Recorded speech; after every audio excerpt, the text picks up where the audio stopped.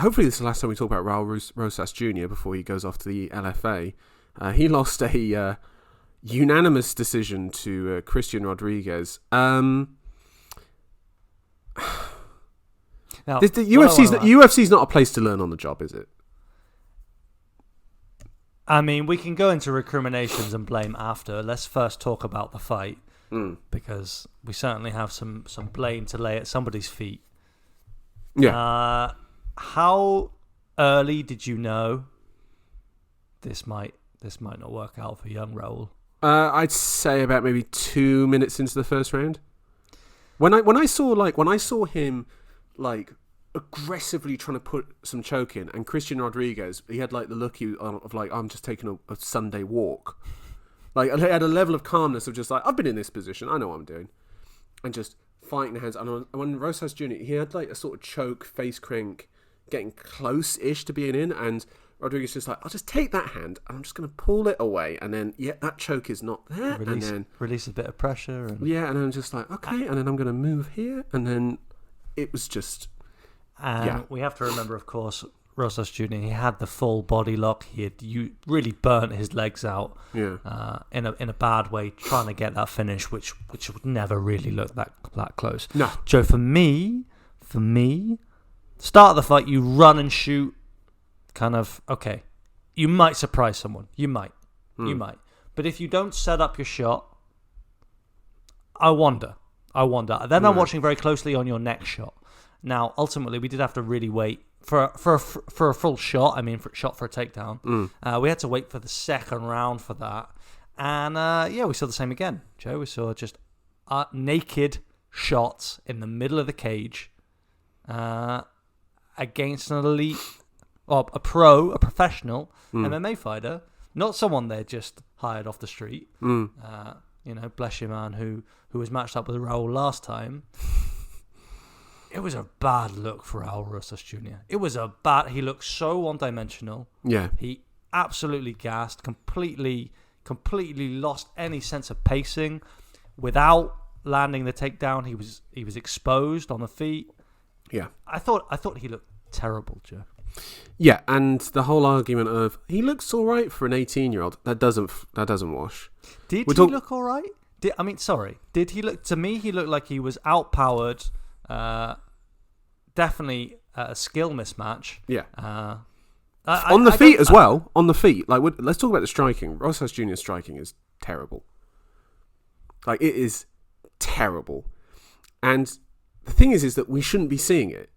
He should be off fighting on the regional scene in a decent regional promotion, And I've got to be honest, I think with guys like him, he should not be in the UFC until he's had a 5-round fight for some organisation somewhere, because it's like it's another level, And if your first 5-round fight is in the UFC, in terms of like training camps, everything, it's like, this is not a place to learn.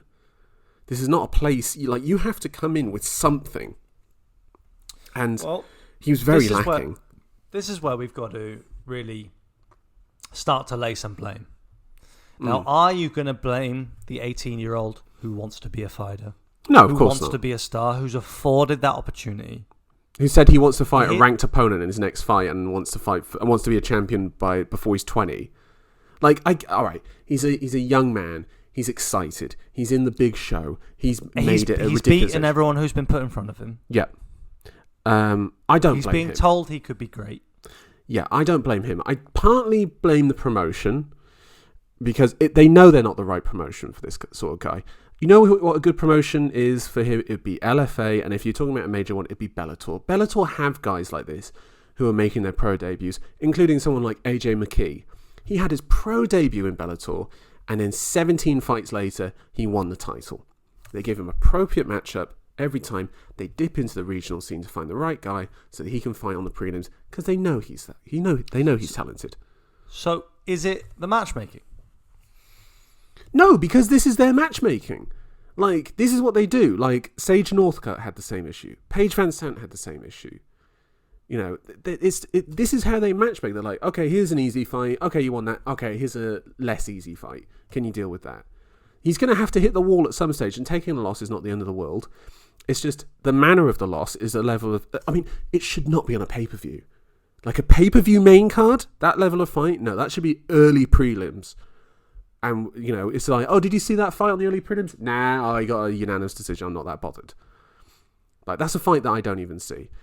I also have to really question his corner. Like, why is his dad and mum in the corner? And why is his dad saying, just gotta want it. You just gotta have to fight. You're gonna have to get deep and dig deep. It's just like, no technical advice.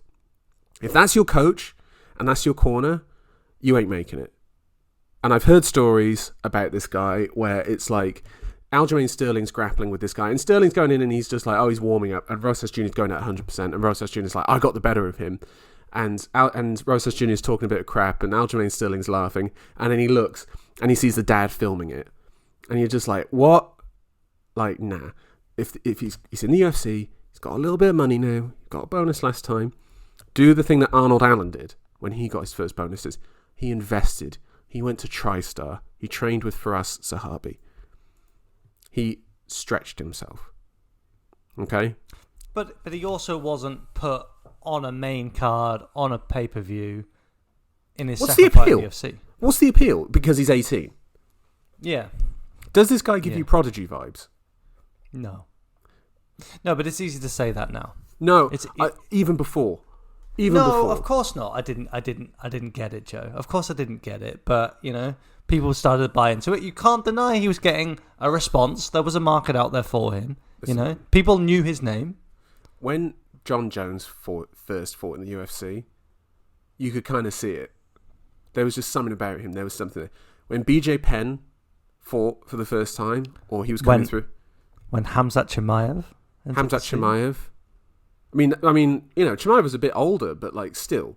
Or even if you want to go back to the 90s, when Vitor Belfort fought for the first time. Like, you could see it. With Rosas Jr., I see a solid fighter who's clearly leans towards the wrestling and the grappling, who is underdeveloped and should not be in the UFC.